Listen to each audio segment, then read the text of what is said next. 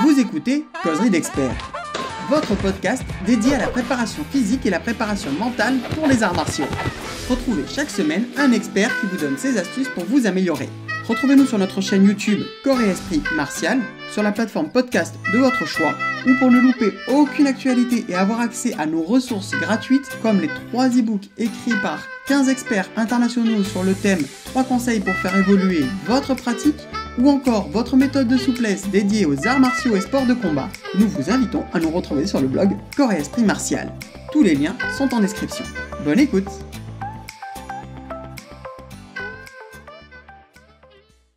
Bonjour à tous et bienvenue pour une nouvelle interview du blog Corps et Esprit Martial. Aujourd'hui, nous avons la chance de recevoir Jean-Charles Is, que nous avons déjà reçu sur le live Dungeon of Fitness. Mais on va en reparler. Bonjour Jean-Charles, tu vas bien? Salut Marvin, ça va et toi? Ça va super bien. Aujourd'hui, on va l'embêter sur la préparation physique et sa vision de la préparation physique. Mais avant ça, est-ce que tu pourrais te présenter pour ceux qui ne te connaîtraient pas encore, s'il te plaît? Alors, je suis Jean-Charles Is, j'ai 33 ans, je suis né et je vis à Marseille. Je suis entrepreneur dans plusieurs domaines, plusieurs secteurs d'activité. Et je pratique des sports de combat et des arts martiaux depuis que je suis tout jeune.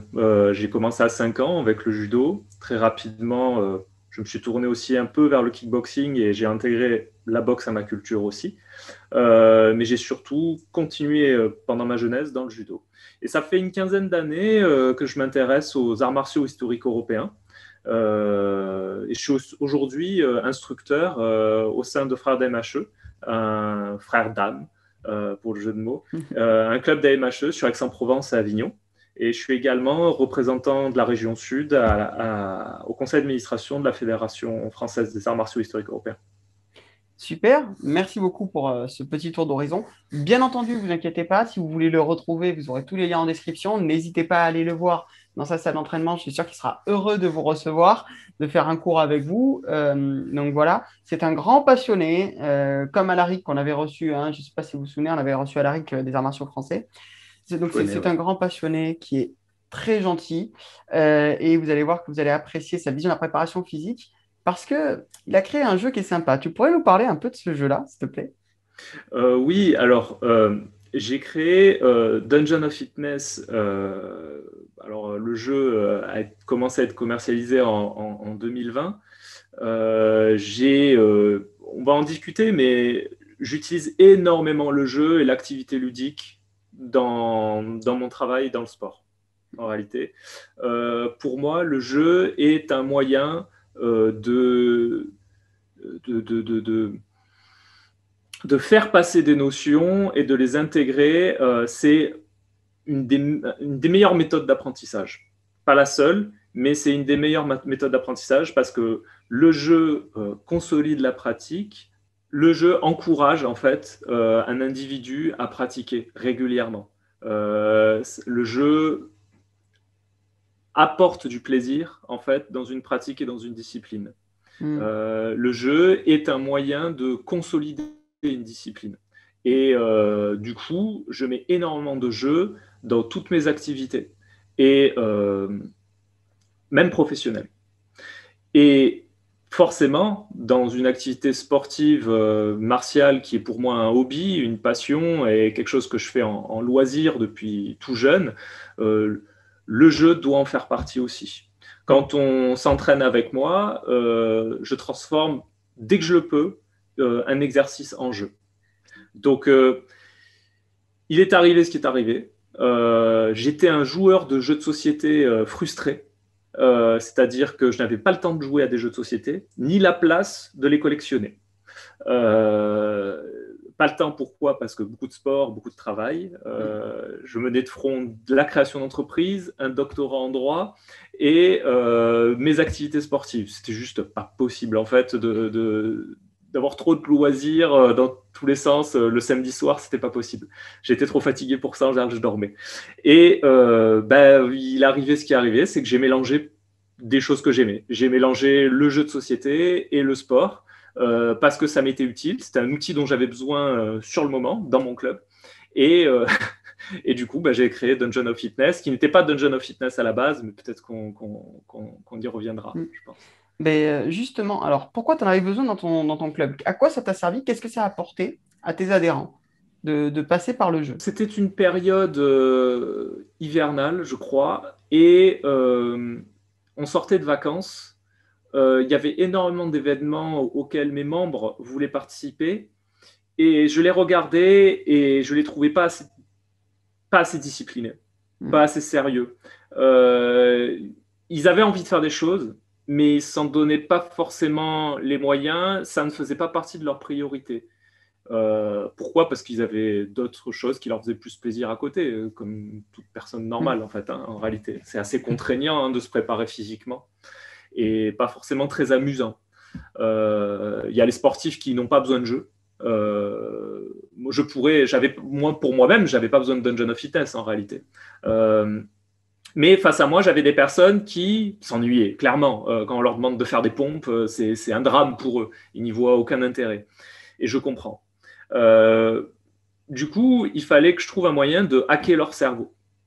Et il se trouve que dans les arts martiaux historiques européens, on a quand même affaire à de gros geeks, hein, pour la plupart. Hein. Quel que soit leur sujet de prédilection, en général, ce sont des personnes qui vont s'intéresser à un produit culturel, en réalité. Et j'étais pas satisfait de leur implication pour eux, en fait, hein, pour qu'ils Hmm. puissent atteindre leurs objectifs. Et je me suis dit, ben, il me faut un nouvel outil. Et j'étais déjà en train de réfléchir à un projet que j'avais envie de faire. Et en fait, j'ai mélangé ce projet à une gamification en fait, de leur activité physique. Et je leur ai proposé, de loin. Au début, quand on jouait à ce qu'était avant Dungeon of Fitness, je prenais en photo des cartes et je leur envoyais sur une messagerie commune et ils jouaient à partir de ça. Et j'ai tout de suite remarqué qu'en fait, ça leur plaisait. Tout de suite, en fait, ils se sont pris au jeu. Tuer des monstres en faisant des pompes et des squats, en fait, ça leur a plu. De pas savoir, de devoir s'adapter avec l'équipement, tout de suite, en fait, il y a quelque chose qui s'est passé. Et j'ai développé le concept jusqu'au bout après, plus sérieusement et avec un univers propre. Eh bien, c'est un truc qui marche pas que dans les arts martiaux européens, enfin historiques européens, tout simplement parce que nous, on a fait quelques lives sur lesquels tu es passé et Mm. franchement, il y a des personnes même du Canada qui m'ont dit ils ont vraiment adoré quoi. Enfin, et ça marche pour des karatékas, des judokas, ils ont tous apprécié. Ça marche super bien. Moi, je l'ai utilisé également dans mon dojo et c'est vrai que ça plaît énormément. Donc, merci pour ce jeu. C'est vrai que souvent, Ah, on merci voit, à comme toi. tu le disais, la prépa physique comme une punition.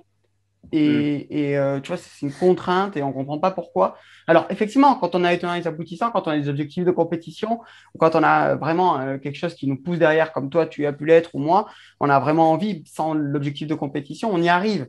Mais si c'est juste du loisir, on décroche. Et avec ton jeu, on reste accroché parce qu'on ne va pas s'entraîner, on va s'amuser. Et c'est vrai que c'est quelque chose de, vraiment, comme tu le disais, c'est quelque chose qui nous pousse à nous dépasser sans qu'on le remarque en fait. C'est ce que tu as Mm. dit, le mot hacker, je trouve qu'il est très bien utilisé. Et donc merci pour cette innovation qui est intéressante. Donc voilà, je ne sais pas quoi dire plus que merci. Est-ce que tu pourrais nous parler un peu de l'extension là qui vient de sortir pour ceux qui seraient curieux? Est-ce qu'il vaut mieux commencer par acheter l'extension ou est-ce qu'il vaut mieux commencer par le jeu de base? Est-ce que l'extension est réservée à un certain public? Alors non, l'extension, comme son nom l'indique, c'est vraiment une extension, c'est-à-dire que le jeu de base se suffit à lui-même, mais l'extension apporte pour les personnes qui ont vraiment apprécié le jeu de base et qui ont un peu l'impression d'en avoir fait le tour, d'une certaine manière, l'extension va leur apporter quelque chose. D'abord parce que déjà, en jouant à plusieurs, ça va apporter de nouvelles mécaniques Hmm. qui favorisent soit le jeu en équipe, soit en coopération, soit en opposition pour les plus compétiteurs et les plus vicieux. Euh, mais aussi, même en solo, ça reste un défi conséquent parce qu'il y a de nouvelles épreuves finales avec de nouveaux boss et des monstres plus durs, de nouveaux mouvements, de nouvelles armes. L'extension, c'est vraiment... déjà, c'est une boîte qui a la même taille que le jeu de base, donc ça apporte pas mal de contenu supplémentaire, de nouvelles mécaniques, et ça permet de renouveler l'expérience de jeu et d'aller plus loin. Oui. Voilà. Donc le jeu de base suffit. Si une personne est déjà convaincue, elle peut acheter les deux en même temps. Mais le jeu de base suffit et il vaut mieux commencer par le jeu de base de toute façon, surtout quand on n'est pas préparé à une activité physique. Déjà, le jeu de base, il peut être costaud des fois. Donc, commencer par le jeu de base, ça peut être très bien. Et l'extension est quand même plus dure physiquement. Ça Oui, ramène un ouais. challenge qui est. Bah Alors, oui, moi, j'ai c'était le adoré, but. mais c'est ça, en fait. Et c'est ça qui est intéressant, c'est qu'on sent vraiment l'évolution, en fait. C'est-à-dire que quelqu'un qui serait bien entraîné avec Dungeon of Fitness, qui aurait fait 4-5 parties par semaine pendant plusieurs mois, il pourrait passer au jeu suivant, en fait. Et ça fait vraiment une évolution comme un jeu de rôle, vraiment. Du coup, on C'est passe au ça. deuxième donjon et ça serait vraiment pas mal. Et je ne sais pas si tu as remarqué, parmi les nouveautés, il y a cette quatrième rencontre, puisque dans la règle canonique de Dungeon of Fitness, on fait 4 rencontres avant le boss. La quatrième rencontre qui est forcément une horde, et la horde qui a un nombre de PV qui évolue en fonction du nombre de participants au jeu. Oui. Et ça, en fait, ça force en réalité les joueurs à s'organiser. Et ça met les 3 premiers monstres, en fait, c'est l'apéritif. Et la horde devient, en fait, le moment où on va se regarder et on va devoir coopérer, en fait. Il n'y a plus le pour choix. pouvoir. Et oui, parce que. Alors, il y en a qui arriveront tout seuls, toujours. Hein, mais si on veut être dans de bonnes conditions pour affronter le boss, qui est la partie compétitive finale, en fait, il faut coopérer. Et c'est intéressant parce que ça demande de s'organiser et de se connaître soi-même aussi, d'apprendre à se connaître. Le jeu est aléatoire, puisqu'on ne sait jamais ce qu'on va devoir faire pendant la partie. Mais par contre, ce qui n'est pas aléatoire, c'est soi-même. On sait dans quel état on est, si on est fatigué, si on s'est beaucoup entraîné la veille, parce qu'on ne fait pas que Dungeon of Fitness dans la vie, si on a bien dormi, si on est plus fort pour faire ça, et qu'est-ce qu'on a à sa disposition. Et cette réflexion-là est importante. Ça me rappelle les cours d'EPS où on nous disait de faire un projet sur la séance, de dire alors je vais faire ça, je vais essayer de faire mon objectif. Je pense à la course de fond en endurance. Dungeon of Fitness, il y a cet aspect-là qui est caché dedans aussi, c'est de se connaître, d'apprendre à se connaître, savoir là où on est fort, se révéler aussi. Et l'aspect stratégique du jeu, du coup, apporte cet intérêt et c'est encore plus exacerbé dans l'extension. Oui, mais je te rejoins à 100%. Hein, j'ai eu la chance d'être un bêta-testeur. J'ai vraiment apprécié, donc je vous conseille vraiment. On s'est beaucoup amusé. Et je tiens à dire, parce que bon, il l'a dit à demi-mot, mais je veux que ce soit clair. Dungeon of Fitness, on peut y jouer seul. Il m'arrive de me faire des parties tout seul. J'ai envie de m'entraîner, mais je ne sais pas quoi faire. Hop, je me prends un Dungeon of Fitness, j'ai la patate. Le soir, je ne sais pas quoi faire, j'ai 1 heure à perdre. Je me fais une partie de Dungeon of Fitness. On peut la faire seul, il n'y a pas besoin d'avoir qui que ce soit. Et ça aussi, c'est un avantage. Donc, on peut jouer, c'est à la fois c'est coopératif ou c'est quelque chose qui se fait en commun avec plusieurs personnes, mais ça peut aussi être individuel. Et ça, c'est vrai que c'est collectif, c'est ça le mot que je cherchais. Et ça peut être aussi individuel. Et ça, c'est vraiment une force du jeu. Donc, voilà. Merci pour ce retour sur le jeu. Mais donc, du coup, toi, tu as dit que tu as fait ça parce que tes élèves manquaient de conditions physiques. Est-ce que pour toi, dans ta discipline, c'est nécessaire d'avoir une condition physique de bonne qualité? Les AMHE, c'est assez protéiforme. C'est à la fois un hobby intellectuel et à la fois une activité physique. On peut s'investir dans les AMHE juste en allant à l'origine de notre pratique, c'est-à-dire lire les sources. Il y a des personnes qui sont d'éminents contributeurs à notre passion, qui sont historiens, chercheurs, et qui, sans eux, en fait, ce qu'on fait n'existerait pas. Parce que la particularité des AMHE, c'est l'étude et la mise en pratique de traditions martiales ou de sports de combat dont la transmission a été interrompue. Donc, vu que la transmission a été interrompue, il y a un effort intellectuel supplémentaire à faire. Quand on fait des arts martiaux historiques européens, on ne cherche pas l'efficacité. On ne cherche pas à accepter l'enseignement d'un maître qui a reçu l'enseignement d'un maître. La transmission a été perdue. Donc, on doit faire un effort intellectuel de lecture de sources, même si on a un professeur ou un instructeur qui nous accompagne. Dans la pratique, il y a cet aspect-là qui est normalement 50%, et c'est les 50 premiers pourcents. Donc, Est-ce que la préparation physique est importante? Je pense que oui, parce que pour faire les 50% autres, il faut, on va dire, avoir le corps pour le faire. Mais est-ce que c'est indispensable pour s'investir dans les arts martiaux historiques européens? Je ne pense pas. Je ne pense pas. Tout va dépendre des objectifs que l'on se fixe, et ce sont des objectifs individuels. Pour mes propres objectifs, oui, c'est indispensable. Mais si une personne vient simplement pour se cultiver et découvrir, être initiée et pour devenir érudite sur, on va dire, nos sources, sur les contextes historiques, comprendre pourquoi on le fait, pourquoi on manie l'épée, en fait, finalement, ça en fait partie intégrante. Et c'est fondamental chez nous. Et qu'est-ce qu'en disent justement vos sources? Est-ce qu'ils en parlent dans les sources que vous Oui. lisez?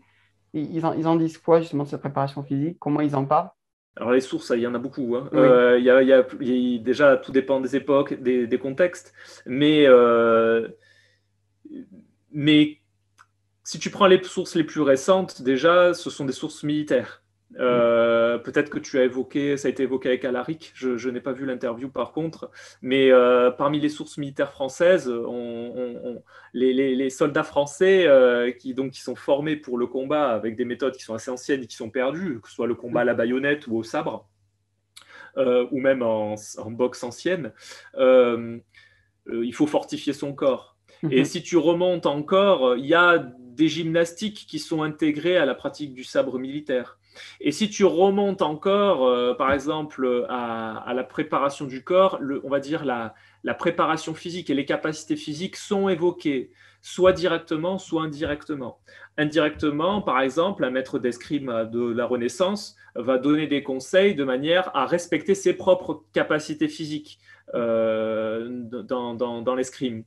Et si je prends des documents du type le Hans Talhofer qui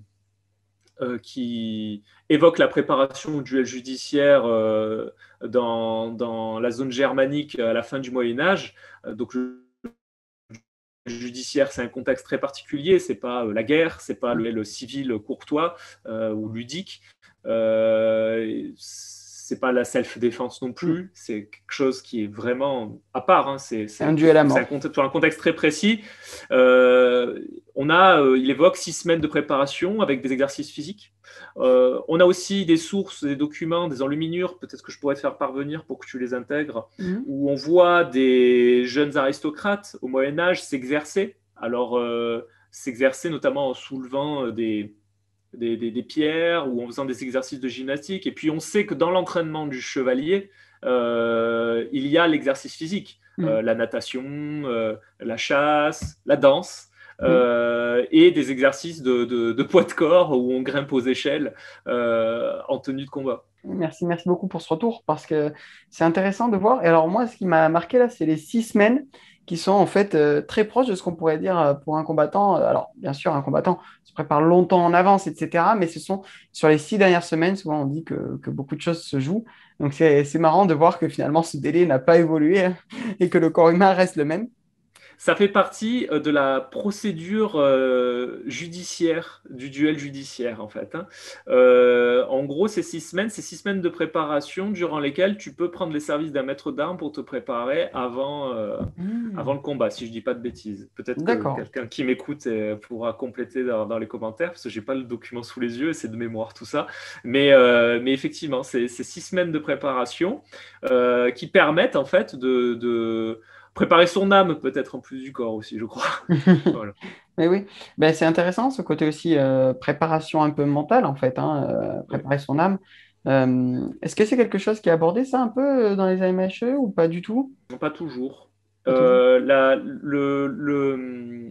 L'aspect religion et philosophie ça apparaît parce que la société est éminemment religieuse, en fait, sous l'Ancien Régime. Dieu est partout, en fait, en réalité. Mais il est à la fois partout et dilué, du coup. Donc, évoquer Dieu, évoquer la religion, évoquer l'âme et l'éternité de l'âme quand on va combattre et mettre sa vie en jeu, c'est presque, c'est du langage courant presque, j'ai envie de dire. Ça, c'est mon point de vue. Mhm. Ça fait partie de la façon de penser des contemporains de cette époque. Pour autant, c'est pas parce qu'ils sont croyants ou ils s'expriment en intégrant Dieu à leur vocabulaire et leur religion à leur vocabulaire qu'ils pensent de manière totalement différente de nous. Mhm. Euh, ils ont peur, ils ont des traumatismes de combat. Et sur ça, il y a des publications, je pourrais faire des recommandations bibliographiques là-dessus. Donc ils ont peur, la violence, ils n'apprécient pas forcément la violence, Mhm. euh, pas plus que nous en réalité. Et la violence est régulée, on ne se combat pas à l'épée à tous les coins de rue. Au contraire, c'est plutôt mal vu de tirer le fer, selon les époques évidemment. Et, et on fait attention à la vie, hein, quand même. C'est pas, on ne se tue pas pour rien, on ne se blesse pas pour rien. Sinon, nous ne serions pas là, en fait. Euh, C'est... c'est-à-dire que ce sont nos arrière-grands-parents, pour la plupart. Et si on est là, c'est qu'ils ont mené à bien leur vie aussi. Et Mhm. donc, ce sont des gens qui faisaient attention, quelque part. Oui, oui. Non, mais merci pour ce retour. C'est vrai que c'est intéressant parce que souvent, comme pour les arts martiaux asiatiques, on vit dans un certain fantasme à cause des films, à cause des livres qu'on peut lire, de certains livres qu'on peut lire héroïques. Et donc, c'est bien de rappeler les sources historiques. Donc, merci pour ce retour. Tu as dit tout à l'heure que tu t'entraînais, que tu arrivais toi à t'entraîner seul, que tu n'avais pas besoin de Dungeon of Fitness. Combien de fois tu t'entraînes par semaine en règle générale, en moyenne? En moyenne, j'ai envie de dire que ça va être 5 fois par semaine. Mhm. Mais 5 fois par semaine avec des activités très différentes à chaque fois. Euh, ça reste un loisir et c'est une moyenne parce qu'il va y avoir des périodes, des fameuses périodes où par contre je vais m'entraîner beaucoup plus. Et d'autres où je vais me décharger et je vais faire uniquement de l'entretien pour me reposer et récupérer. Mhm. Euh, on progresse quand on récupère, de toute manière, hein. On Ça, ne c'est progresse sûr. pas quand. Voilà. Donc, mais en moyenne, j'ai envie de dire, sur l'année, si je dois faire une moyenne, ça va être 5 fois, 4 fois, 5 fois par semaine, dans Mhm. l'idéal, avec 2 jours de repos que je consacre soit à de la récupération, soit à du repos total, que j'aime bien, que j'apprécie aussi. Alors, quand tu Euh, parles de récupération, c'est quoi exactement la récupération? Qu'est-ce que tu vas faire? je vais mettre mon corps dans des conditions qui lui permettent de compenser et et on va dire d'assimiler ce que j'ai essayé de lui apprendre. Ça peut être un stress physique, puisque je Mhm. fais énormément d'exercices physiques, on va dire de développement de la force, ou de la souplesse, ou de la rapidité, de la puissance. Mhm. Euh, mais ça peut être aussi de la coordination, de l'équilibre. Je donne un exemple. Je fais beaucoup de visualisation. Mhm. Donc ça je mets ça dans la récupération, c'est-à-dire que après 3 heures d'entraînement qui sont, on va dire, la tradition du samedi matin pour moi, la sieste, donc ça c'est le matin, la sieste en début d'après-midi après manger est très importante et me sert à visualiser ce que j'ai fait. Mhm. Et la visualisation, c'est très important. Et dans les périodes les plus intenses, c'est tous les soirs, en fait, je vais me concentrer et je vais m'endormir en repensant et en répétant tout ce que j'ai vu et tout ce que j'essaie d'assimiler parfaitement. Et ça fait partie de la récupération pour moi. Je continue à faire travailler mon cerveau. Alors, je suis 100% d'accord avec ce que tu dis. Je tiens à dire qu'on a fait un article sur la visualisation parce que des gens la font très mal, malheureusement, et du coup, elle est contre-productive. Donc, on a fait un petit article, on vous le mettra en lien en description, avec toutes les règles à respecter pour que la visualisation soit efficace et soit pas l'imagination et que du coup, ce serait dommage de passer à côté. C'est intéressant d'utiliser la visualisation, tu le dis, donc au moment de la sieste, donc c'est pendant ton pré-sommeil, j'imagine. Exactement. Mhm. Oui, c'est quelque chose de... Alors, j'en ai parlé avec plusieurs experts, il y a plusieurs experts qui le font. C'est quelque chose d'intéressant. Euh, Et je trouve que c'est quelque chose, moi aussi, que j'ai utilisé et que j'utilise encore et que je trouve très productif. Et donc, je te rejoins, c'est pertinent. Est-ce que tu utilises des choses comme des automassages, des choses comme ça? Oui, oui, oui. Les balles de tennis, moi j'ai des balles de tennis. Donc je C'est me masse magique. avec des balles de tennis. Ma compagne me masse et je la masse en retour. On se masse énormément pour récupérer. Mm. Euh, on va dire que je fais très attention, oui, je fais attention à mon corps. Mm. Maintenant, à plus de 30 ans, encore plus. Mm. Et du coup, j'imagine la nutrition aussi, tu portes un intérêt particulier à la Oui, nutrition? oui, oui, oui. Bon, je me fais plaisir, mais je me fais plaisir en mangeant bien en fait. Donc en réalité, je suis pas trop malbouffe. Ça m'arrive de temps en temps, on va dire pour avoir un lien avec la civilisation moderne, de me faire un fast-food une fois par semaine ou même moins que ça. Et de toute manière, en général, quand je me fais un fast-food, étant donné que j'ai des restrictions alimentaires, je vais juste me prendre des frites en fait, et je vais me cuisiner un steak à la maison en fait, en réalité. Donc, on va dire que mes petits plaisirs de la vie, ça va être quoi? Ça va être une glace. Mais en général, je mange. En fait, je mange. Je suis pas un nutri-nazi, pas du tout, parce que je contrôle pas les quantités. Mm. Euh, Par contre, tout ce que je mets dans mon ventre a une utilité normalement. Mm.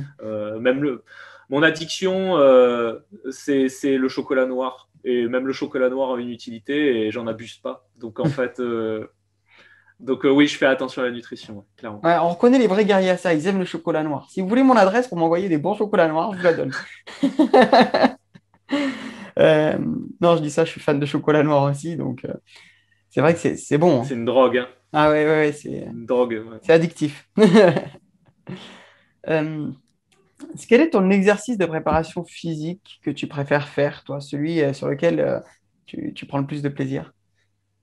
J'ai envie de dire tout bêtement le sparring, je crois. Hmm.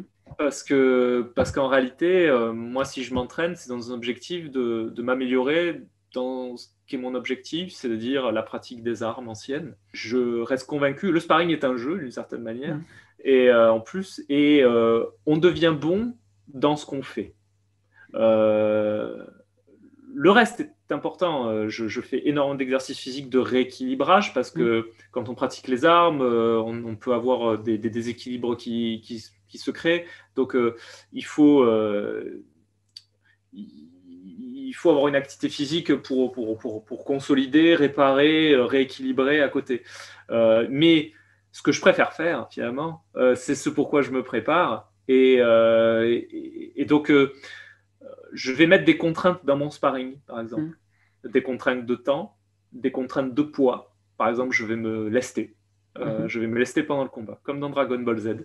Je vais. Avec un gilet ou avec des poids au niveau des membres, tu te laisses comment? Ce que j'ai fait beaucoup, c'est de mettre un gilet. Hmm. Voilà. Alors, il faut pas trop le faire non plus, parce que ça te donne des mauvaises habitudes en même temps. Hmm. Mais c'est des contraintes que je rajoute. Être tenu par un élastique. Il y a ça, ou prendre une arme plus lourde. Euh, et combattre quand même avec. Hmm. Euh, Affronter plusieurs adversaires en même temps. Ou alterner, alors que son frais, toi, tu es fatigué, Hmm. et continuer jusqu'à épuisement, même s'il ne faut pas Jusqu'à le ce que faire tout le mort s'en temps. suive. Voilà, mais exactement, jusqu'à être soumis et mis au sol et ne plus en pouvoir. Alors, je ne fais pas ça systématiquement, ça serait Hmm. stupide, mais c'est un exercice jusqu'à épuisement qui m'arrive de faire, peut-être, c'est pas, ça doit m'arriver 5 fois dans l'année, Hmm. mais ces 5 fois sont très importantes en fait. Ah oui. Parce que ça reconnecte en fait jusqu'au bout en fait. Et Hmm. donc c'est jusqu'à la fin, ne pas lâcher. Et c'est très important quand on fait un art de combat. Et Oui. donc oui, l'exercice principal pour moi, c'est le sparring. Et c'est très lié quand même à aussi mon passé, qui vient des randonnées du judo et des sparring de boxe, même enfant. J'ai commencé très jeune, ça. Euh, Et qu'est-ce que je fais quand... Alors la boxe, je ne la pratique plus du tout en club, mais pourtant, je la pratique... Alors, je la pratique dans mon club en complément d'activité, puisque les boxes anciennes, on les étudie dans Chefferda MHE. Mais ça m'arrivait que mon voisin me dise, viens, on va faire un sparring dans le champ. Et du coup, on va boxer tous les deux et on va pas faire des exercices techniques en fait. On va faire un sparring, on va s'amuser, on met un protège-dents, des gants et on joue. Et en fait, ben, comme certains jouent au ballon, moi je. Donc mon exercice, ouais, c'est le sparring en fait. Ouais, mais c'est excellent. Non, mais je suis 100% d'accord, c'est un excellent exercice. Et comme tu l'as dit, il prépare très bien physiquement. C'est un jeu, mais on se dépasse. Et si on se met les bonnes contraintes, si on met les bonnes règles au jeu, eh ben, on va réussir à se dépasser. Et est-ce qu'il y en a un, au contraire, que tu détestes, un exercice que tu détestes, que tu dis, oh, bon, celui-là, je le fais, mais vraiment, c'est parce que je suis obligé, quoi. Il y a deux choses que. Alors, il y a une chose que je pense à la fois utile. Bon, je ne vais pas rentrer trop dans le détail. Moi, ce que je déteste faire, c'est nager dans une piscine. Voilà. J'adore nager en mer, parce que j'ai la chance de vivre en bord de mer. Donc, j'adore nager dans la mer. En piscine, je le fais des fois. Souvent quand je suis blessé. Et d'ailleurs, récemment, j'ai nagé en piscine. Je me fais chier. Je le dis, c'est une torture pour moi. Par contre, en mer, c'est plus pareil. Oui. Et courir longtemps sur un tapis ou sur un vélo, pédaler longtemps sur un vélo dans une pièce, c'est très dur pour moi aussi.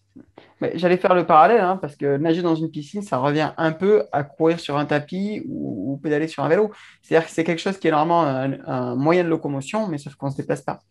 Donc, c'est à ce côté-là de frustrant, oui. Ensuite, pour ce qui est de la course à pied, par le passé, il n'y a pas si longtemps, je faisais de très longues distances en faisant des espèces de trails. Je me préparais pour tout ce qui était Spartan Race, ce genre de course à obstacles. Je prenais beaucoup de plaisir à ce moment-là. Et après, je me suis rendu compte que l'énergie que je mettais là-dedans était contre-productive pour ma pratique du combat. Courir longtemps ne me servait pas.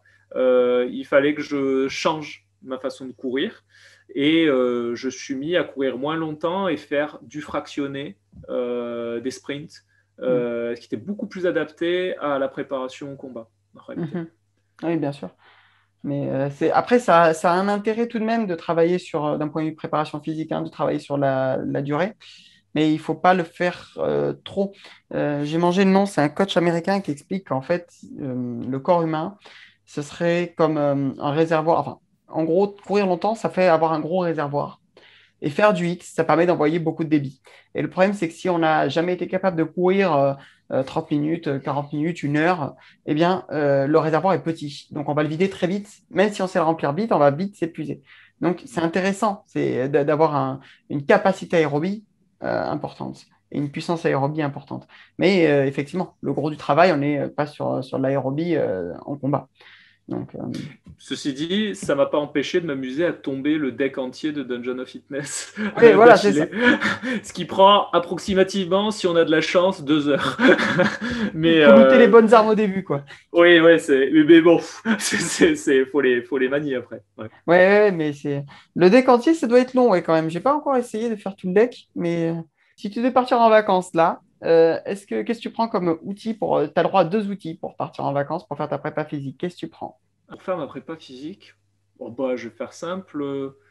Peut-être juste une barre d'haltère vide et des élastiques. Ouais, c'est pas mal. On va pouvoir faire pas mal de choses. Et oui, en fait, si tu peux accrocher tes élastiques quelque part, tu peux faire comme si tu donnais des coups d'épée avec de la résistance. Tu peux rajouter de la contrainte et le tout va peser. La barre pèse 2 kilos, les élastiques ça pèse rien du tout. Donc pour moins de 3 kilos, tu as de quoi t'occuper pendant une quinzaine de jours sans problème. En attendant de revenir. Excellent. Voilà, merci beaucoup. Est-ce qu'il y a un exercice que tu aurais avoir fait plus souvent en préparation aux AMHE que tu trouves, tu dis, ce serait pas mal de le voir plus souvent? Le travail la coordination en chaîne musculaire. Il manque un truc, en fait, souvent je vois autour de moi et je suis névrosé, ça me rend fou. C'est la gestion des appuis, en fait. Et donc le travail des jambes, mais pas sur la force musculaire, mais sur l'utilisation de la puissance des jambes dans la pratique. L'escrime moderne demande énormément d'explosivité et de souplesse, mais pour toucher, pas pour frapper, en réalité. Or, nous étudions des armes où le but n'est pas simplement, normalement, même si en compétition aujourd'hui on va à la touche, mais de frapper correctement. Et pour frapper correctement, il faut des appuis, il faut une structure du corps. Et les muscles les plus puissants sont ceux des jambes. On ne frappe pas qu'avec les bras. D'ailleurs, les maîtres, dans les traités les plus célèbres et les plus, on va dire, étudiés, dès le début, ils expliquent ça, que ton coup doit toujours être suivi de la jambe arrière. Et il y a plein de façons de l'interpréter. Et je suis du genre en club à être, même si j'aime beaucoup le jeu, à être névrosé sur ça et à emmerder clairement les personnes qui participent à mes ateliers pour qu'ils aient une structure du corps et qu'ils utilisent leurs jambes et leurs pieds, qu'ils soient ancrés dans le sol et qui ne se tordent pas les genoux, qu'ils n'aient pas des demi-appuis, qu'ils ne fassent pas semblant. Hein, quelque chose qui est typique, c'est par exemple quand on frappe depuis l'épaule arrière, d'avoir juste le pied qui donne la rotation sur le bout de l'orteil pour avoir la hanche qui se met dans l'axe pour montrer au professeur, vous avez vu, j'ai tourné la hanche, mais je vais aller regarder moi. Si le pied, il a vraiment un appui, s'il y a quelque chose en fait, si tu peux développer de la puissance au moment, et ben ça, autant dans des arts martiaux traditionnels ou des sports de combat, on va dire, où les écoles sont bien établies depuis toujours, dans le karaté par exemple, hein, où ce travail, cette forge est tout à fait établie. Dans les arts martiaux historiques européens, c'est plus difficile encore puisqu'on a un mélange de personnes qui viennent de différentes disciplines et qui sont parfois, c'est pas que c'est incompatible, mais la finalité a été transformée. Je pense par exemple à l'escrime moderne et les appuis ne sont pas utilisés de la bonne manière à mon avis. Et on se retrouve avec une utilisation des armes qui est incompatible avec, on va dire, le contexte historique et ce qu'on devrait faire de l'usage de l'arme à la base. Est-ce que c'est grave? Non. Mais c'est pas conforme à ce que j'essaie de développer de mon côté. Oui, et à raison, parce que j'ai été confronté... mes élèves, en fait, il y a eu un cycle intéressant de 2017 à 2018 où j'ai eu énormément d'affluence dans mon club et j'ai formé beaucoup de personnes qui ensuite se sont tournées très rapidement vers des petites compétitions. Et ces personnes-là, je les ai harcelées avec ces aspects-là et avec la lutte. Eux, ils venaient faire de l'épée et je leur faisais faire de la lutte. Et ils comprenaient en râlant, mais ils râlaient quand même et ils disaient bon. Et puis il arrivait le moment de la confrontation à d'autres clubs et le fait de se retrouver face à des adversaires qu'ils ne connaissaient pas, étrangers, qui essayaient de les battre. Et là, ils ont compris. Là, ils ont compris que la stabilité, la puissance dans les appuis, le fait d'être à l'aise, d'être chez soi, même au contact alors qu'on pratique avec une arme, c'était utile. Et avec très peu de recul sur leur pratique, ils avaient quoi, un an et demi dans les pattes, 2 ans maximum. En fait, ils arrivaient à produire quelque chose et à ne pas être mis au sol, ils avaient une structure. L'exercice qui manque dans les arts martiaux historiques-européens, à mon avis, c'est la lutte et les appuis, en fait, le travail des appuis. C'est intéressant ce que tu dis, j'aime énormément et je trouve que c'est tout à fait pertinent parce que c'est comment être efficace avec une arme qui a 1,50 m ou 2 mètres de distance alors qu'on n'arrive pas déjà à être en appui sur nous sans distance. C'est vrai que ça paraît contradictoire. Et d'accord, ben, un très beau message, merci beaucoup. Est-ce qu'il y a un muscle ou une zone musculaire que tu trouves qui n'est pas assez renforcée, qui est oubliée dans la pratique des arts martiaux historiques européens et qu'il faudrait peut-être focaliser dans un travail spécifique? Je dirais le cœur. Le cœur, en fait. Le cardio, tu veux dire? Ouais, je pense, ouais. Je pense que le cœur doit être plus travaillé, les fondamentales en combat, euh, notamment face au stress, porte un équipement qui gêne dans les mouvements. Euh, je pense que la préparation du cœur, en fait, et du système cardiovasculaire devrait être mieux faite. Et malheureusement, dans le temps qu'on a imparti pour l'enseignement en club, c'est très difficile de l'ajouter parce que c'est quelque chose qui prend du temps. Et c'est pour ça qu'il y a Donc, Dungeon of Fitness qui est pas mal. oui, Dungeon of Fitness, c'est pas mal. C'est pas mal. C'est effectivement, ça peut reproduire. Il faut savoir que quand j'ai développé Dungeon of Fitness, alors c'était pas Dungeon of Fitness, c'était son ancêtre, dont on parlera peut-être. J'ai utilisé donc l'ancêtre de Dungeon of Fitness pendant 4 semaines. Je n'ai fait que ça. Et c'était avant une compétition. Euh, je pense que mes adversaires de cette compétition n'auront rien à redire sur ma condition physique de ce moment-là. C'était en 2019. C'était la voûte de fer, c'était à Paris. Oui, c'était ça. Oui, il n'arrêtait pas de pleuvoir. Donc, en fait, je ne pouvais pas m'entraîner dehors et j'ai l'habitude de faire ma gymnastique dehors. Donc, en fait, je testais mon jeu en intérieur. Et j'ai fait que ça, tous les jours. Différemment, mais tous les jours. Et je suis arrivé plutôt bien.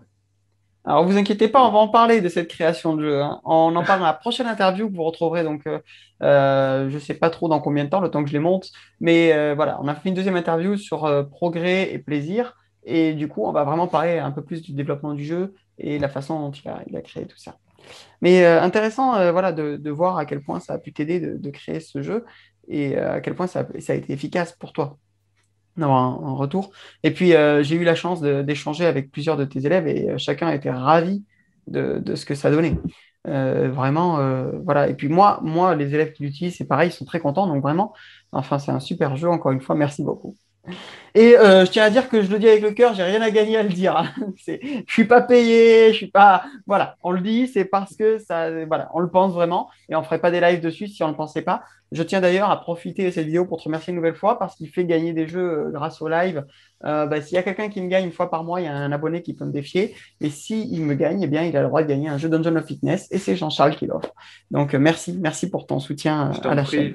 Mais le soutien que tu apportes, ça nous encourage. Je veux dire, il n'y aurait pas ces soutiens-là, on n'aurait pas fait l'extension et on ne ferait pas ce qu'on est en train de préparer. En fait, pour la suite, j'en dis pas plus, mais teaser, l'aventure ne va pas s'arrêter là.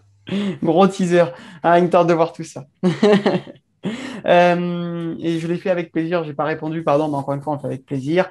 Et je ne le dis pas parce qu'il est là, hein, je le fais vraiment. Enfin, ça a été, on l'a sollicité pour ça parce que c'était vraiment, on a dit, l'idée est géniale, quoi.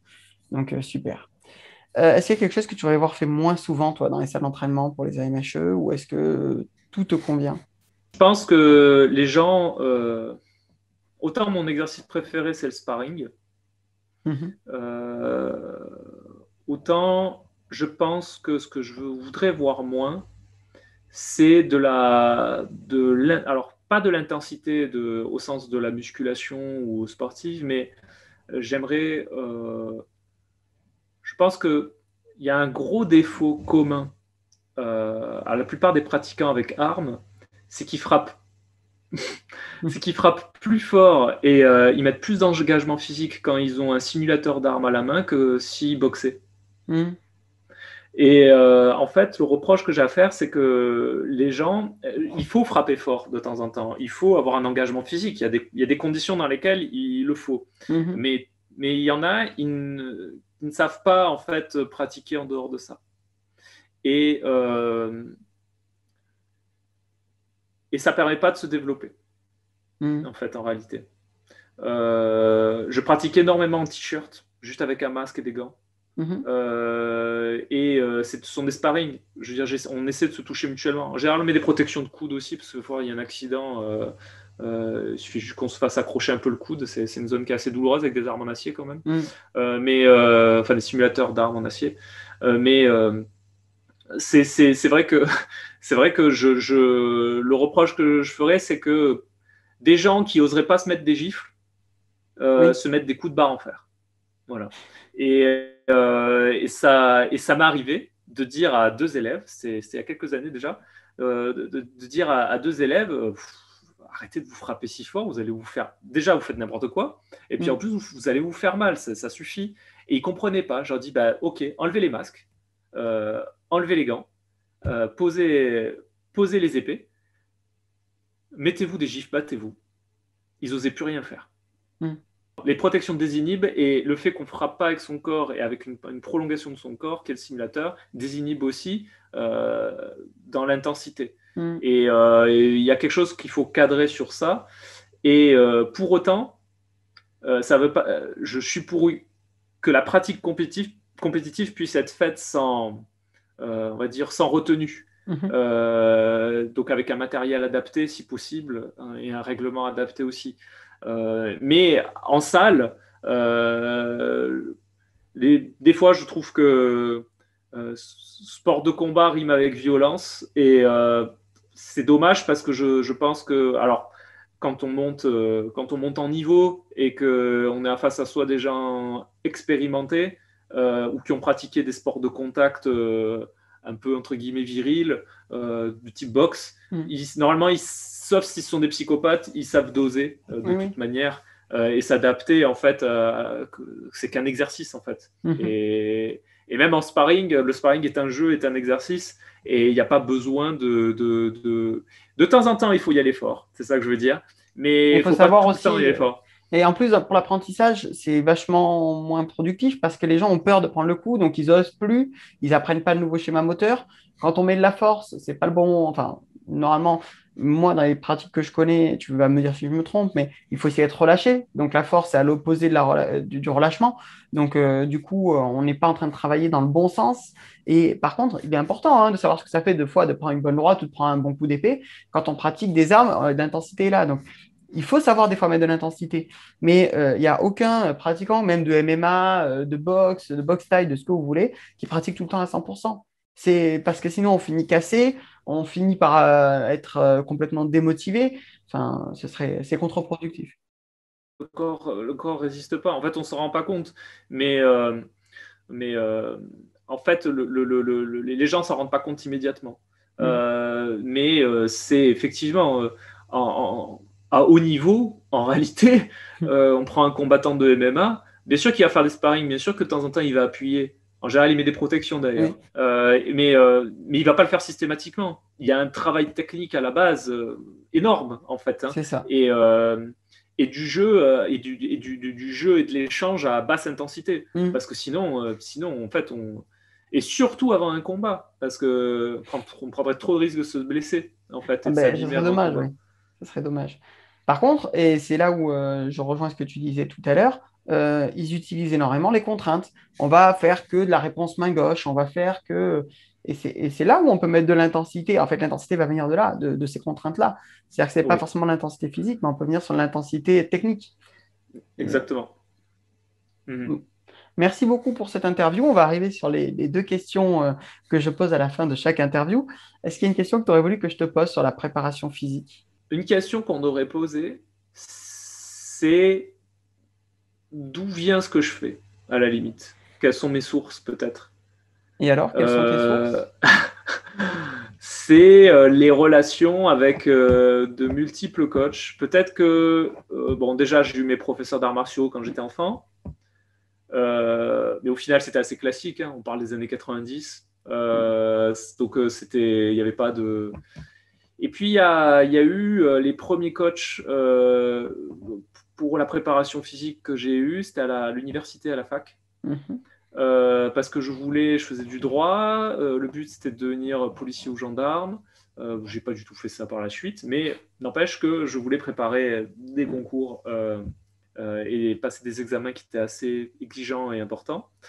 Et du coup, j'ai eu de super coachs à l'université et j'ai appris beaucoup.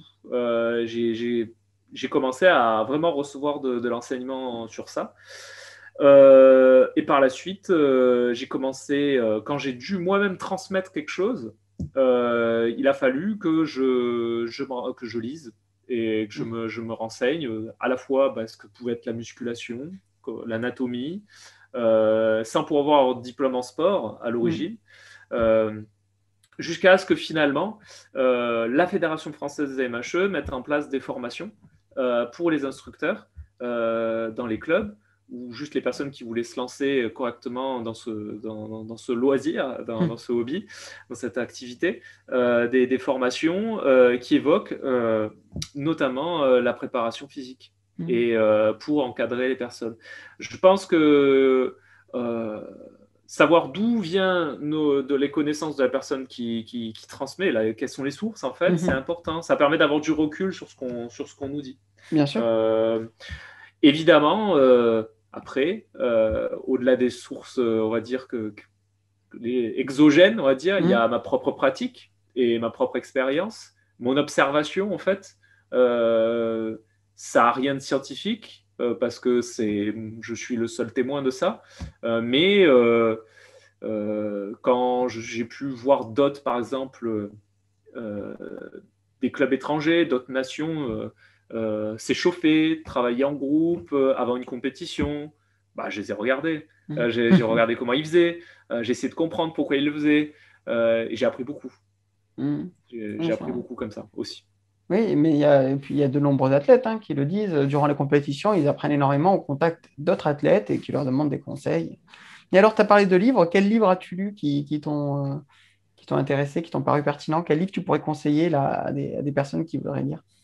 Euh, Je vais sortir un grand classique pour moi. En fait, il y en a sur la préparation physique, oui. deux qui sont pas forcément liés, parfois même peut-être, certains diront peut-être même incompatibles, même si je pense pas que ce soit. Je pense à la méthode de Lavier, Mm. même si je ne suis pas un pratiquant de musculation, même si je suis plutôt costaud pour un pratiquant d'AMHE, je fais pas de musculation réellement. Du moins, je soulève pas des poids pour faire Mm. C'est de pas la l'objectif du musculation. bodybuilding. Non, clairement pas. Mais par contre, on apprend beaucoup des bodybuilders. Oui, ça c'est sûr. Et il y a beaucoup à apprendre d'eux. Ils savent beaucoup de choses. Et autant en nutrition qu'en mécanismes hormonaux et qu'en exercice aussi, le bodybuilding a beaucoup à apprendre à tous les sports. Ah, ça c'est sûr. Euh, Alors que parfois eux-mêmes ne se considèrent pas comme des sportifs. Donc c'est étonnant. Et aussi, mine de rien, la méthode l'a fait peut-être Mm. aussi. Mais je m'en doutais quand tu as dit deux livres opposés, je les ai vus. Je les avais arrivés. Ouais, c'est effectivement. Et récemment, enfin, il y a quelques années, j'ai commencé à m'intéresser à la méthode Tsatsouline. Oui, Euh, Sombre et sinistre là qui vient de sortir. ouais, ouais. Et même si je la mets pas totalement en pratique, je dois avouer que c'est particulièrement, en fait, avec du recul, cette C'est méthode russe est particulièrement adaptée à un pratiquant d'arts martiaux, tout à en fait. fait. Quand il y a quelqu'un qui vient me voir, qui me dit, moi je fais du crossfit en complément, j'aime beaucoup le crossfit aussi, je trouve Mhm. que c'est une activité qui est très intéressante, mais par rapport à mes capacités physiques, en fait, en réalité, ma capacité de récupération, c'est ça que je veux dire, C'est ça. en fait, m'épuiser systématiquement au CrossFit, en fait, je trouve que ça me fatigue trop. L'approche russe, en fait, de Tsatsoulin, alors russe, bon, il est parti de l'autre Mhm. côté, en fait, le fait de Mais ce c'est un peu le travail, minimaliste de la ouais, musculation, hein. complètement. Et en fait, eh ben, mes capacités physiques se sont développées et ont explosé à partir du moment où j'ai commencé à imiter un peu ce qu'ils proposaient. Mhm. Euh, Avec un matériel adapté et une autre façon de voir les choses. Ouais. Oui, non, mais merci pour ces retours, ces livres. Trois bons livres que j'ai lus aussi, que je conseille également. D'ailleurs, La Fée, il faisait partie, j'avais écrit pour un article, enfin pour un carnaval, trois livres à lire sur la prépa physique, et justement, La Fée en faisait partie, parce que moi, enfin, ou qui m'avait inspiré, c'est trois livres qui m'avaient inspiré. Moi, c'est le premier livre de muscu que j'ai lu aussi.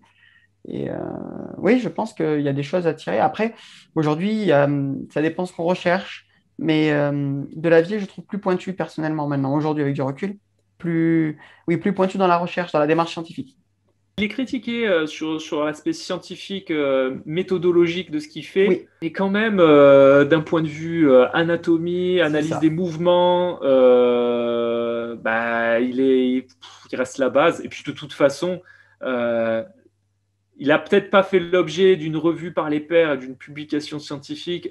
N'empêche qu'il a vendu des millions d'exemplaires à des millions de pratiquants, je crois, et que ces millions de pratiquants ont mis en œuvre ce qu'il racontait et que c'est une des plus grandes expériences scientifiques peut-être, sauf qu'elle n'a pas. Il faudrait la valider du coup maintenant, C'est ça. mais je pense que même si voilà, je suis pas fan de tout ce qu'il dit et je sais qu'il part beaucoup dans des délires. Oui, Enfin, il fait beaucoup de vidéos. Alors c'est trop oui, long à chaque fois, j'ai pas le temps. oui, Mais, oui, et puis euh, c'est mais hors sujet. Mais quand ça c'est parle complètement hors d'anatomie, sujet. Mais par contre, sur le sujet de base, hmm, ben, en fait, quand même, quand on parle enfin, d'un quand nat, même. c'est vrai que ben, moi, c'est une source sur laquelle j'aime travailler, quoi, parce que il a fait, par exemple, je ne sais pas si tu l'as lu, La musculation pour le fight, qui est très intéressante sur l'anatomie pour le combat. Oui, oui, oui, oui, oui. Et moi, je trouve que voilà, Je l'ai pas, mais je vois ce que c'est et je l'ai feuilleté, ouais, effectivement. il est vraiment sympa. Et on va terminer cette interview avec la question habituelle. Est-ce que toi, tu as une question à me poser sur ben, ma vision du coup de la prépa physique? Comment dans ton propre entraînement, ou Hmm. celui que tu conseilles, tu répartis ton temps, en fait? Alors, C'est-à-dire, sur une séance type? ben, pas forcément sur une séance. Ben, tu peux me décrire sur une séance, Hmm. mais par exemple, en général, moi, j'ai des séances consacrées à la préparation physique et des séances consacrées à l'art, on va dire, par Hmm. exemple, à la technique. Bon. Euh, Toi, je mélange rarement les deux. Hmm. C'est très thématisé à chaque fois. Et du coup, les séances consacrées à la technique et l'art sont, on va dire, aussi une façon de récupérer d'une certaine manière. Hmm. Toi, comment tu fais les choses? Alors, je vois les choses un peu différemment. J'ai des séances qui sont dédiées à la prépa physique, mais c'est, par exemple, là, typiquement, aujourd'hui, je dois m'entraîner, je dois muscler mon dos, je dois récupérer, j'ai eu une blessure à l'épaule, je récupère, etc. Mais tout ce que je vais faire, c'est même quand je vais faire mon entraînement à la prépa physique, derrière, je vais le transporter immédiatement sur un geste technique. C'est-à-dire que je vais faire mon entraînement, mon renforcement physique, et en suivant, je vais entraîner un mouvement technique. Et mon échauffement, ce sera déjà le mouvement technique. C'est-à-dire que je commence par la technique et je finis par la technique. Dans ce cadre-là, moi, c'est important que je relie tout le temps ce que je fais avec ma pratique martiale parce que je suis là pour m'améliorer pour ma pratique martiale. Et c'est pareil. Alors, j'enseigne beaucoup, malheureusement, plus que je ne prends de cours en ce moment, avec le Covid, etc. Ça a été compliqué. Les 2 jours où je m'entraînais ont fermé. Euh, donc, en règle générale, ce que je fais, c'est que euh, la démonstration technique me sert aussi pour valider ma technique. Et avec les élèves, je vais m'entraîner, comme tu le disais, quand tu fais des combats où tu vas te faire un élève, puis un autre, enfin, ou un participant. Je vais faire énormément de choses comme ça. Et pour moi, ça, c'est de la préparation physique à travers la technique, mais c'est de la préparation physique. On ne peut pas dissocier l'un et l'autre, à mon sens. Par contre, je suis d'accord qu'il y a des moments où je vais me consacrer entièrement à la technique. Et c'est nécessaire. Et quand je dis technique, hein, ça peut être technique dans le sparring, mais ça ne va pas être le but de renforcer mon physique. C'est-à-dire que, je vais essayer de m'expliquer clairement. Pour moi, on ne peut pas faire de la technique sans faire du physique. C'est pas possible. Parce que je travaille un coup de poing, je travaille des muscles. Alors, peut-être que j'ai répété des millions de fois ce coup de poing et que un coup de poing, ça va pas me faire travailler, mais je suis tout de même en train de faire quelque chose de physique. Et c'est la répétition qui fait que. Quand je vais passer 1 heure à m'entraîner et à chuter, par exemple, sur un mouvement, même si c'est un mouvement que j'ai déjà répété des milliers de fois, à la fin de l'heure, je vais quand même avoir peut-être des courbatures ou au moins de la fatigue musculaire. Et il faut réussir, pour moi, à mon sens, dans ma façon dont je vois les choses, encore une fois, je n'ai pas la vérité, il faut qu'il y ait des moments qui soient centrés sur la préparation physique, qu'il y ait des moments qui soient centrés sur la technique, mais on ne peut pas séparer l'un et l'autre. Et là, en fait, c'est l'objectif qui change. Je vais travailler ma technique, donc j'ai pour objectif de travailler ma technique. C'est mon point d'attention qui va changer. mais je travaille tout de même mon physique. Et il y a des cours où je vais dire, ben, aujourd'hui, on va travailler, voilà, vous allez transpirer, on va s'amuser.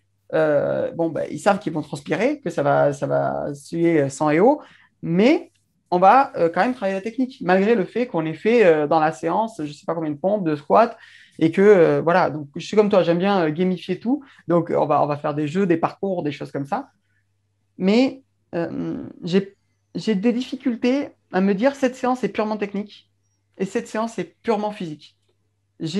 Pour moi, c'est difficile parce que tout ce que je fais dans cette optique-là, hein, dans la pratique, c'est pour m'améliorer du point de vue martial, c'est pour essayer de m'améliorer. Donc, si je venais à me dire je fais que de la musculation et que je ne le lis pas après à un moment donné, j'aurais l'impression de perdre le lien entre l'un et l'autre. Et ça me permet de valider que mon mouvement est bien. Par exemple, quand je vais faire les tractions, ça va me valider que ben, les muscles que je travaille, je les utilise bien quand je vais faire tel blocage, tel mouvement, quand je vais utiliser le sabre, etc. Je ne sais pas si je suis clair. Oui. Le fait est que quand je fais un exercice de musculation, par exemple, enfin de renforcement, par exemple, un de mes exercices de musculation favoris, mais c'est pas mon exercice favori, puisqu'on en a parlé tout à l'heure, Ouais. il y a une question là-dessus, mais ça va être le overhead lunge, en fait. Mm, Qu'est-ce que je fais? Je prends une barre assez lourde, je fais un clean and press avec je la soulève au-dessus de ma tête, mm, bras tendus, et je fais des lunges après. mm, Pourquoi ça? Mais parce que ça renforce ma structure pour le combat. Et les lunges en escrime, en combat avec armes, de tout, même pas forcément en escrime, même en mm, combat tout court, vont me préparer les jambes, la structure, j'ai le dos bien droit, en poids libre en plus, mm, donc plein stabilisateur. Et donc en fait, je sélectionne les exercices qui effectivement, de toute façon, ont une application pratique pour moi. Sinon, je ne les fais pas. mm, J'ai pas le temps, en fait, tout mm, simplement. Et j'ai pas l'énergie à y consacrer. Alors, j'ai beaucoup d'exercices légers de rééquilibrage qui sont là, en fait, pour l'hygiène. mm, La coiffe des rotateurs, hein, ce genre de trucs avec des élastiques très légers. mm. J'en fais très régulièrement toutes les semaines, de toute façon. Mais euh, quand je distingue, en fait, préparation physique et technique, c'est qu'en fait, l'objectif commun, c'est toujours le même comme toi, Mm. c'est-à-dire consolider et améliorer ma pratique, en fait. Mais ça va être l'objectif particulier, l'achievement particulier. Quand je fais des overhead lunge, en fait, à quoi ça me sert pour le combat futur en général? C'est ce que ça m'a apporté, en fait. Mm. C'est quand j'affronte quelqu'un qui est plus grand. Je fais 1,81 m.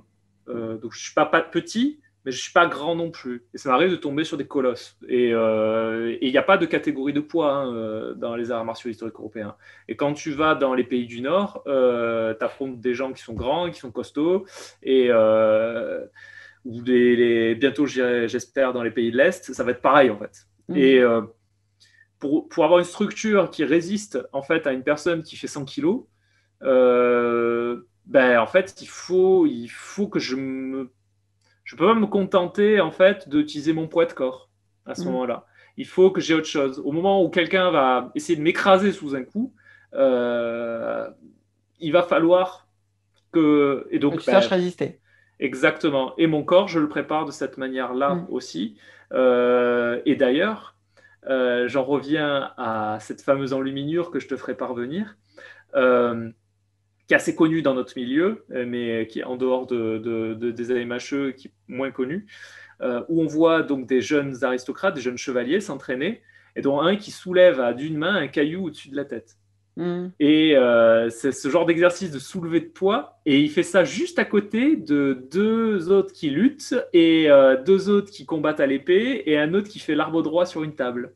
Euh, tous ces exercices-là, en fait, préparent le corps à, au combat, en fait, Mm. en réalité, et on peut les sélectionner. Et du coup, qu'est-ce qui ne préparerait pas au combat dans une certaine mesure, par exemple pour moi, me concernant, ça serait faire comme avant, partir courir 30 bornes.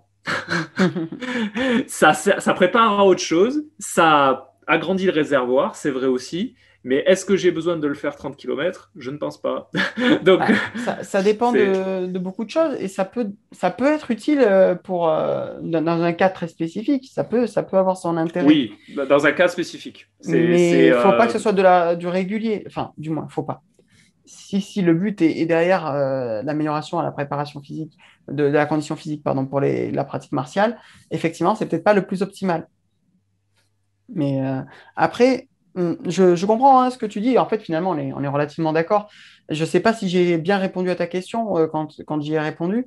Ce que je veux dire, c'est, voilà, après, d'un point de vue plus général, d'un point de vue plus large, la façon dont je vais gérer aussi cette différence technique et physique, c'est que j'ai des temps morts, comme tu le disais, tu en parlais, toi, tu as des moments où tu ralentis, où tu décharges. Et bien moi, c'est le moment où je vais décharger sur la préparation physique, c'est le moment où je vais charger sur la technique. Et je vais vraiment m'axer sur des détails techniques. Mais voilà, après, chacun a sa façon de faire. Je ne dis pas que la mienne est idéale, mais j'essaye de la trouver liée. Et chaque corps est différent. Et chaque corps est différent. Mais j'essaye surtout de la lier à ma pratique martiale, parce qu'on a tous un temps donné, on a un travail à côté pour la majorité, donc malheureusement, on n'a pas forcément le temps de faire 2-3 séances par jour, et il faut faire des choix, et parfois, il faut faire le physique en même temps qu'on fait la technique. Oui. Bien sûr qu'on le voit bien, les athlètes de haut niveau, avec ce que ça engendre au niveau des traumatismes et des blessures jeunes, hein, mais il est plus utile de faire une séance de préparation physique, puis une séance technique, ou une séance technique, puis une séance de préparation physique. Maintenant, on n'est pas athlète de haut niveau, on n'a pas le temps, on n'a pas l'argent, hein, parce que ça coûte de l'argent de pouvoir aller se former, faire la préparation physique. Il faut avoir un lieu, enfin, donc voilà, tout ça, il faut faire des choix. Et voilà, mais c'est intéressant justement d'avoir des avis, même si on est finalement très proche, d'avoir des petites différences, parce que ça va peut-être vous inspirer. Dites-moi en commentaire, vous, comment vous vous entraînez, comment vous mêlez tout ça.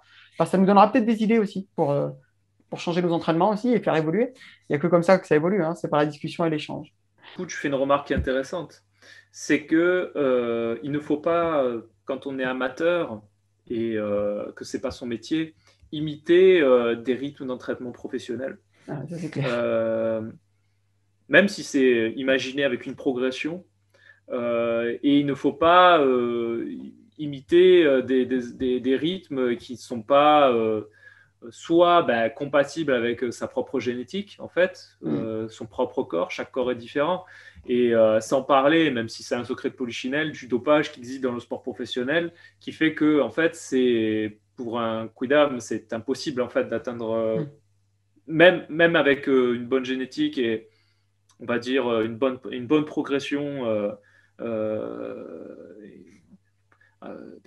on va dire un entraînement et une montée en puissance progressive sur des tas de compétences, ça va être impossible en fait, et voire même ça va être source de frustration et voire source de danger, de blessure ou de danger pour la santé en fait, hein, tout simplement.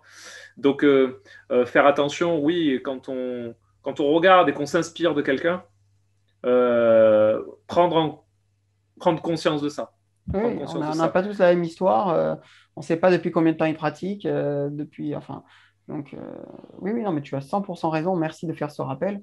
C'est vrai que je ne l'ai pas fait aujourd'hui. Donc, ne copiez pas les professionnels. Si vous voulez monter en niveau et en intensité, soit formez-vous, comme l'a fait Jean-Charles, comme je le fais, soit allez voir un professionnel qui pourra vous guider. Mais attention, les blessures guettent. Et parce que vous allez vouloir avoir gagné 2 mois, et bien, vous allez en perdre 2 ans peut-être, hein. Il y en a qui traînent des blessures. Donc, faites bien attention à vous. Jean-Charles, merci. Merci du temps que tu nous as consacré. En fait, il ne vous laisse pas tout de suite parce qu'on refait une deuxième interview derrière, mais vous ne l'aurez pas dans l'instant. Et on vous dit à très vite. Vous retrouverez en lien, bien sûr, toutes ces pages Facebook, Dungeon of Fitness, page Insta. Ne vous inquiétez pas. À très vite. Chou bye. Merci d'avoir écouté Causerie d'experts, votre podcast proposé par le blog Corps et Esprit Martial. N'oubliez pas que si l'on crée le contenu, c'est vous qui le faites vivre. Si vous avez aimé les conseils de cette interview, n'hésitez surtout pas à partager, liker et commenter pour qu'un plus grand nombre y ait accès. Si vous écoutez ce podcast sur une plateforme qui le permet, nous vous invitons à vous abonner et à activer les notifications pour ne louper aucune sortie. On vous dit à très vite, tchou bye.